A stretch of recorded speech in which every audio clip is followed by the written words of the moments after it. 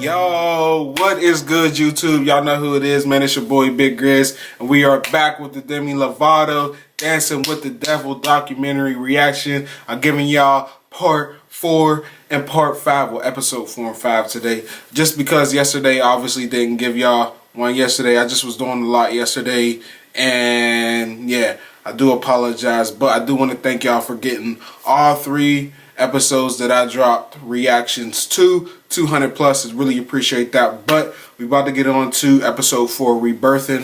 Before we do, follow me on Instagram and Twitter, Grizzly Reacts. Like, comment, subscribe, hit the notification bell. Also, if you guys want to see me react to other like interviews or documentaries, comment them below. You know what I'm saying? I'm really trying to expand my horizon with this reacting stuff, trying to get out of just music. So if you want to see something funny or anything like that, comment it below. Like I said, on the road to 5K, so make sure you subscribe. Without further ado, Demi Lovato, Dancing with the Devil, Rebirthing, Episode 4, Reaction. Let's get it. Let's go.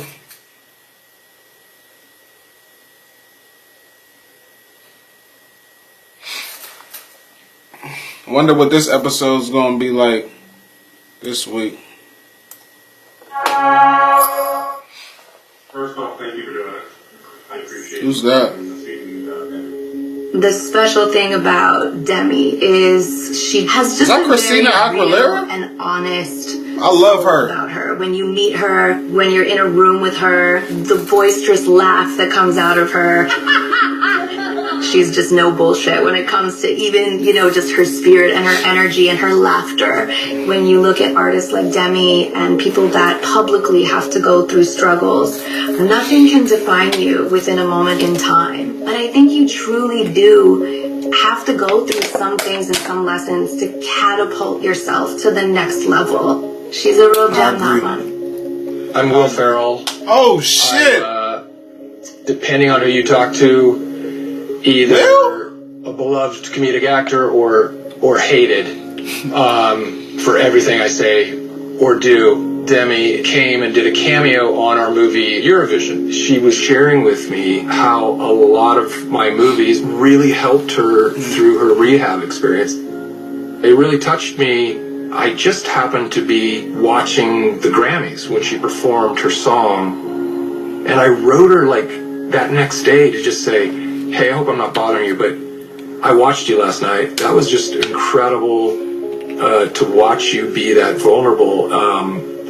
And I don't write emails like this usually. Will fucking Ferrell. I just felt connected and wanting to kind of let her know, like, hey, you are now affecting me in a way that you should feel really proud of. I first heard Demi Lovato's music quite a while ago. And Elton John. I asked her to come and duet with me on Don't Go Breaking My Heart when I promoted it at the Wilton Theatre in Los Angeles. And that's when I first met her, and I loved her so much. When you're young and you're famous, my God, it's tough. You are put up on a pedestal, and you're not. What did I say? Demi Lovato is God. She's fantastic. She's perfect. But of course, we're not perfect. We're all human beings. She's human, and she's adorable, and she's brave.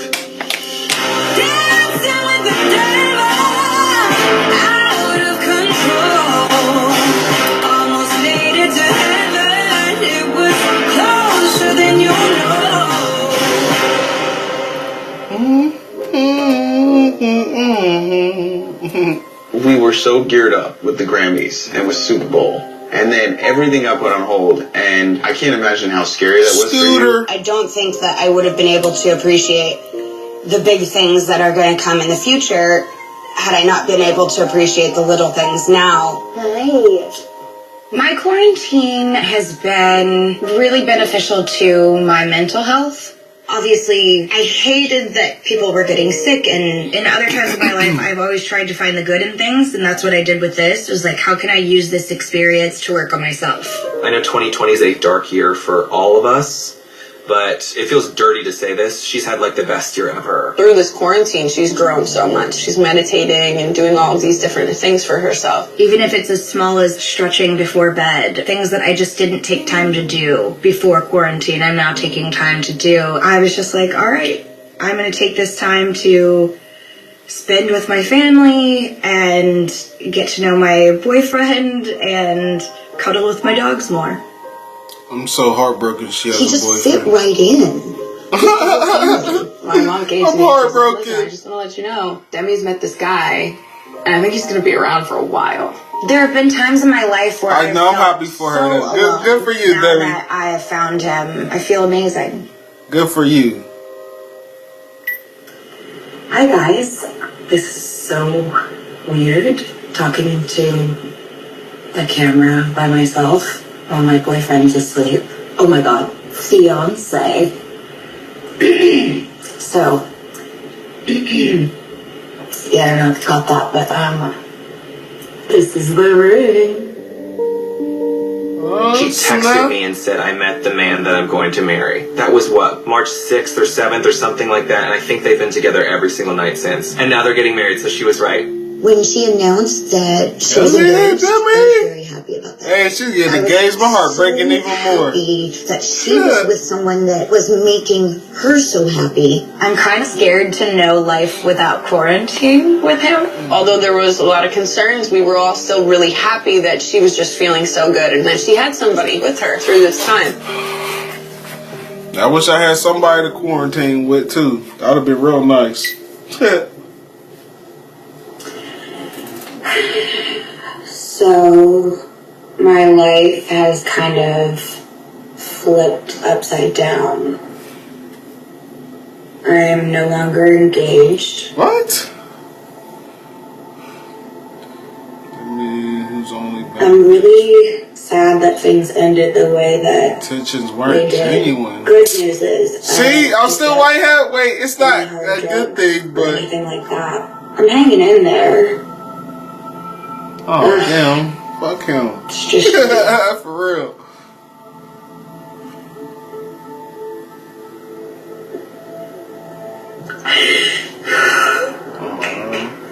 The video I made earlier wasn't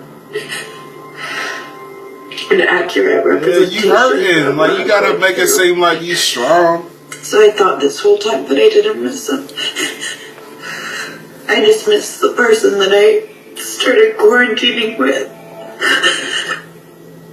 And I don't know how to give my heart A break. to someone after this. Dang. Love sucks. Last year we started and Love sucks. the biggest change in my life is I'm engaged. You look at Wait. me and you went, you just got engaged. Oh, shit. she was redoing. Okay, it was the I old clip. I'm like, got what? engaged a week ago today. It was just the best day of my life. I felt like I was floating. It's been a whirlwind ever since. What? Honestly, Oh, okay. what happened? I think I rushed into something that I thought Something was we what I was both supposed to do. I realized as time went on that I didn't actually know the person that I was engaged to.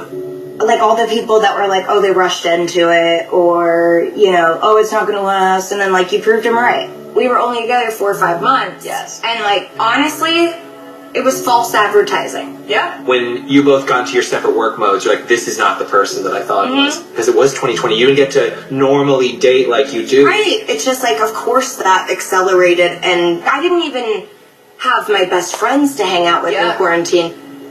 The hardest part of the breakup was mourning the person that I thought he was. Yeah. Yeah, and the life you thought you were gonna have. Yeah, I mean, this is of like. course. But I'm not the only one who felt fooled. I mean, I was just as shocked as the rest of the world at some of the things that were said and done. When you were done, you were done. I was Said and done. He must have I'm like, said oh, you're something. good. Clout chasing, trying to get an She interview. is. If I found a Demi Lovato, I would want to lock her down too. You know what I'm saying? For sure. You know what I'm saying? There's so much more of me that I have yet to explore, and one of the good things about this experience is that I've used this time to look within, and also I feel like I'm actually too queer to marry a man in my life right now. I'm not willing to like put a label on it right this second, and I think I will get there, but There's a lot of things I have to do for myself first. I want to allow myself the ability to live I know what she's saying, but I don't want to say the most authentic form possible. I know what she's saying. Which I just haven't done because of my past and some things that I've needed to work on. When they chose to call off the engagement, it was an incredible example of just, how she has grown and matured and developed in terms of the ability to be in pain and be scared, and the ability to say like, oh yeah, I want the relief that I used to associate with using those types of drugs, and I don't want to. If there was ever a time where you were going into drugs, I think it would be after you broke off your engagement. Given everything that's happened, are you entirely sober now?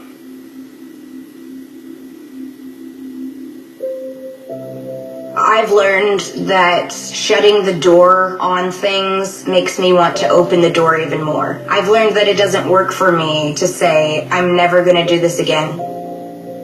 I've really struggled with this. I know I'm done with the stuff that's going to kill me, right? But I wish that I could get some relief, maybe through weed or something, right? And okay. Telling myself that I can never have a drink or smoke marijuana, I feel like that's setting myself up for failure because I am such a black and white thinker. I had it drilled into my head for so many years that one drink was equivalent to a crack pipe. I've been hesitant to share until now that I've been smoking weed and drinking in moderation after almost dying from the OD, and after so many years of being the poster child of sobriety. I didn't want people to criticize me for that. And I also don't want people to hear that. Hell yeah, she's a weed smoker. Yes. Try having a drink or smoking a we drink. Gotta smoke because together. it isn't for everybody. That's on my bucket list now. Smoke with Demi Lovato. Solution. And you shouldn't be forced to get sober if you're not ready. You shouldn't get sober for other people. You have to do it for yourself. What Demi has continued to do is she continues to search for what is her path, what does work for her. The ability for her to be able to share, hey, I'm going to try smoking weed. Okay, let's talk about that. I don't want to be completely abstinent. I want to be able to see if I can have a drink. The weed thing is very new. I think she's exploring her boundaries with that now. It does kind of scare me now to know that she isn't sober. I don't know if being dead sober would be the best thing for her, honestly. I don't know if it wouldn't, though. I think that that's not really my place. Moderation doesn't work. Sorry. If you drink, you're going to drink more. If you take a pill, you're going to take another one. You either do it or you don't. Demi knows the whole moderation thing is not something I truly agree with. What I've learned with addiction is if I push her to do what I want, I push her away. I can't control her. What I can do is be a friend and hope that she's right. Any path that is right for someone else does not mean that it is an effective, meaningful, safe path for you. Being dogmatic about, someone must be abstinent, they can never have another substance, is just as harmful as saying, moderation works for Demi Lovato, therefore it'll work for me. And so my hope is that the message that people get is that we encourage people to explore and say, what is truly meaningful to me and what actually works for me. I feel like the point that my sister's in her life right now is that she's finally learning to find balance in every element of her life. Cheers. So, go on. Alive, I don't know. Okay. I never found recovery in my eating disorder fully until I found balance in my food, in my exercise. And I know that it'll still affect me for the rest of my life, but it's manageable, and the voice has gotten so quiet that it no longer rules my life, and I no longer feel like I'm in a prison. Demi had told me a story in the past. She's Like, making 8 years straight, she'd gotten watermelon cakes for her birthday, and it was always devastating because they were trying to keep her weight down. When I would go on trips with her previously was an understanding, okay, we will eat when she eats, but there will be no snacking outside of that. This trip to Palm Springs, we ate whatever we wanted, whenever we wanted. She had 3 birthday cakes, which was a huge deal for her because previously she had just had watermelon cakes. Yes! Wait, where's that from? Susie cakes. Susie cakes! Yes. We haven't had a Susie cake for your birthday ever? This is so cool. Yes, man. She looks so much more happy. We get to just enjoy food with each other. Smiling. And so we had this kind of aha moment where it's like, this is okay. We can have 3 birthday cakes because it is your birthday and we're celebrating it. And this is something we're sharing together. And I watched her in real time realize that was something she could do. And it was really beautiful. Wow, birthday.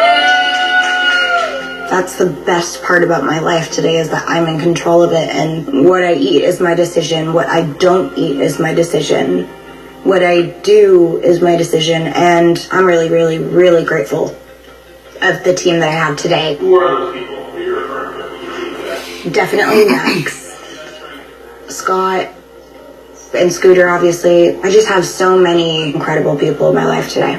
And that the people in her life continue to support her being authentic and her ability to make her own choices. I am very, very aware of how blessed, lucky I am.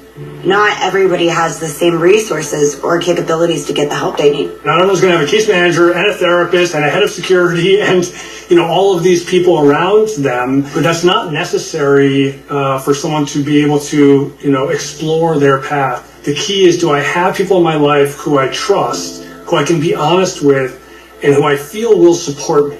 Isolation is the worst thing you can do. Ask for help. Asking for help was so hard for me because I thought I could do everything myself.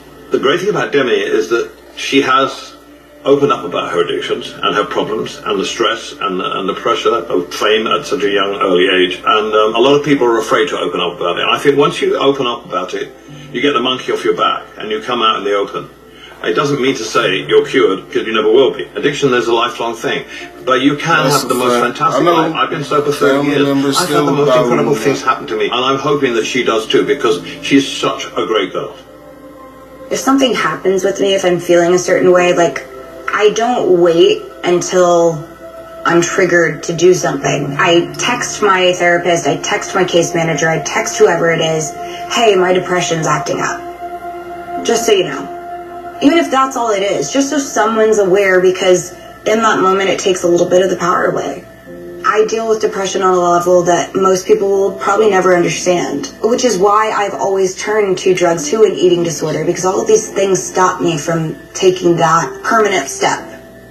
I'm constantly talking about it, and I'm constantly open about it. And that way I'm not waiting till the last minute and I'm suicidal to get help. Getting ahead of the curve and being proactive, taking steps that are going to put safety precautions in place. That's why the Vivitrol shot is really important to me. Vivitrol, what it does is it actually blocks the opiate receptors. It will keep you from getting high. Do I ever want to touch heroin again? No. Do I think I will? Absolutely not. But I still get it just because, at least for a few years, it can't hurt me. So you put precautions in place for your addiction and for your depression. Mm-hmm. I want to check in on something that you revealed to the world 10 years ago, your bipolar diagnosis. How does your diagnosis affect your life today? Well, that's a really interesting question, because I've been told that they think I was misdiagnosed when I was 18. I came out to the public when I found out I was bipolar because I thought that it put a reasoning behind my actions. But what I didn't do was get a second opinion. You take something public, you become an advocate for it. I was acting out when I was 18 for many reasons, but I know now from multiple different doctors that it was not because I was bipolar. Oh, and I had to grow up. I had to grow the up. Yeah, man, people love throwing that bipolar word around. Like, you snap, oh, you're bipolar. What? Stop. Stop. Oh. Okay, I gotta look at our new house, you know what I'm saying, so I get familiar. Everything's so cool. Thanks. Right? I'm I love this chair. I am I this think chair. yeah, These you are my this legs now. Art is insane. Oh, Ella wants to show you. Ella, what are you gonna show me, This baby? is my pup Hey, little area. girl. You're doing your little empty trips? This is so exciting. Dining room. Wow. I was just saying, I love how gay your house is. Your house is so it's perfect. so gay. for The kitchen's not done. Like, I have to paint It's too it. straight. He said it's so gay. We have to fix it. Also, Demi, love this little butt. Oh yeah, the pottery is like everything to me. Wow. What's so nice about this space is, like, especially after the breakup and everything, I get to move out and start new, start fresh. I've never had a house that encompasses my personality more than this one does. It's glamorous, it's fun, it's, you know, colorful, and you have everything from the Netflix series Ratched inspired basement to a shroom room on the 3rd floor. Holy shit! Whoa! And you can like pause it on colors. I wanted something so out there that no one has in their She house. threw me off with Concept of the room Shroom is, like, Room. less I about what you do in I it, thought but something actually what totally inspires different, like- inside of you. Is have this room to be creative in. Yeah. You don't have to do shrooms to But come you- in here, but you exactly. feel like But you you're all feel set. Exactly. Oh, let's see. Okay. Oh, the shrimp. Okay. I got it. In the studio, Demi is in her happy place. She feels free there. She feels she can be honest there. When she's in the studio, I think she's actually truly present. We're just oceans and waves. We're just one in the same. So don't let the sun set. Now you're getting it. Baby, oh, Yes. I'm just excited to release music I've been working on for years now. My life has changed Let's more in the past 2 go. years than it has my whole life. With that comes reworking of an album. We're not worried about making the pop radio hits. I told her, let's tell a story. Let's make a body of work that tells your story. say a prayer. Oh, say a prayer for you. Oh. Oh shit, you want to keep going? Okay. I don't know. I just was feeling it. All of my albums have been my babies, but this one I'm watching turn into a teenager because it's evolved so much. And I think I'm the most proud of this one. I'm so glad that I had the opportunity and the time to make it perfect the way I want it. It's going to be about where I am today and what I'm looking for and who I am. Me embracing my queer self, going for it fearlessly is where I'm at today and what I want my music to represent too. It's a different level of connection and I'm ready to go there with my fans. The exciting part for me is this album feels like every piece of her. Not just the Demi Lovato that we know, not just the advocate, just all of her combined. Demi is finally being as honest as she should be and as she needs to be. Demi is relentless about fighting for anybody she feels is being slighted or doesn't have a voice. How are you, Demi? Hi, I'm good. How are you? You wrote a song called Commander in Chief, which is Yes. basically sort of a letter to the president. I was thinking about the music that's out there right now, and I was like, why isn't anyone talking about what's happening? I've got to help other people by telling a bigger story.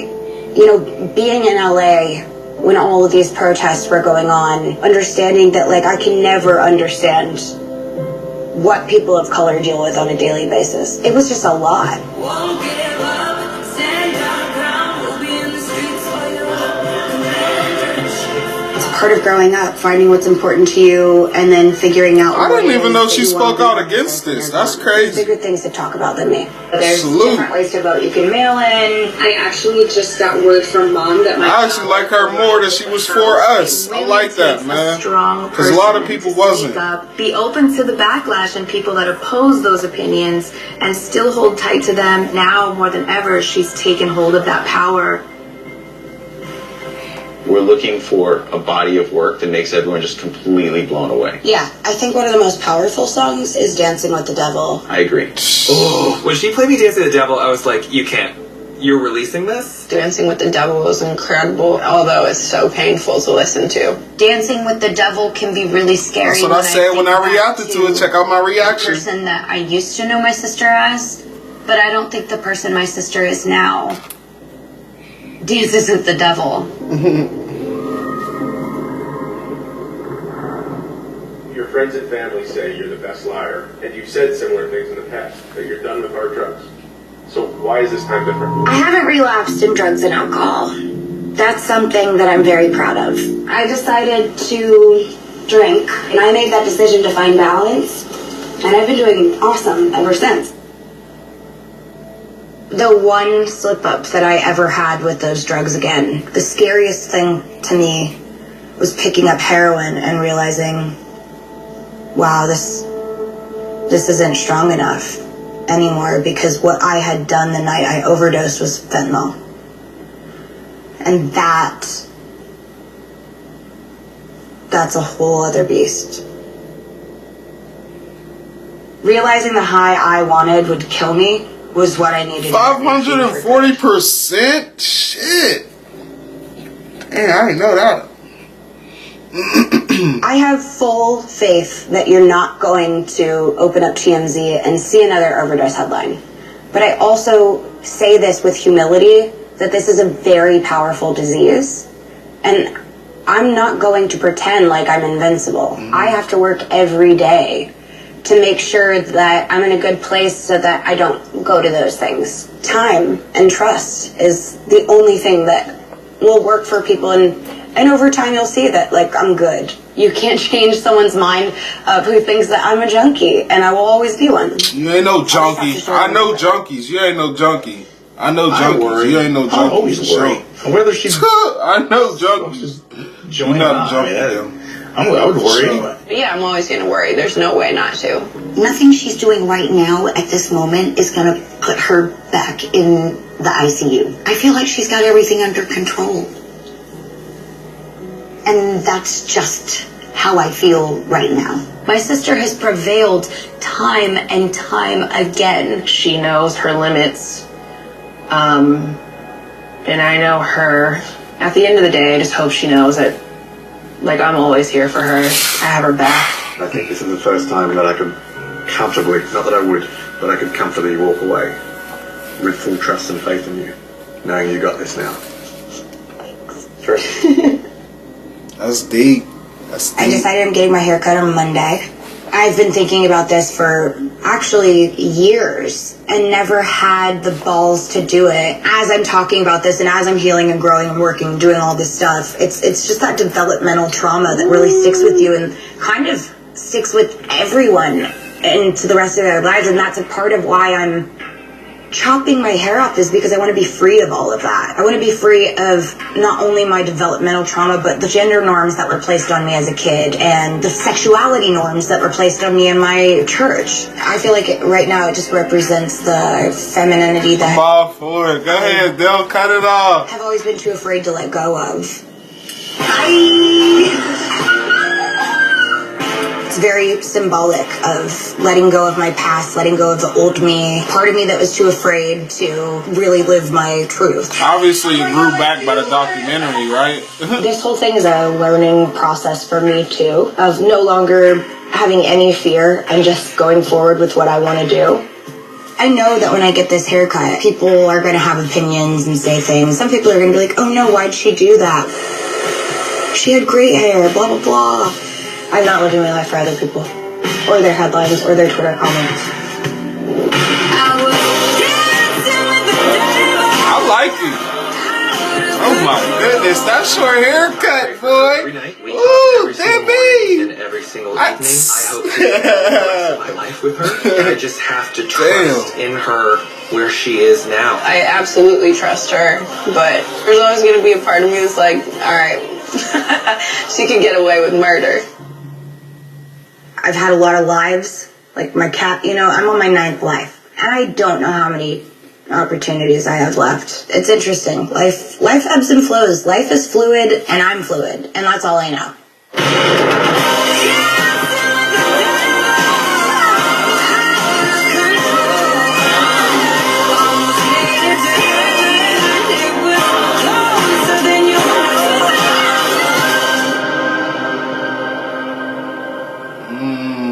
I think if anyone were to say, I've got this figured out, I know what I'm doing, you don't know what you're doing. Is that a message?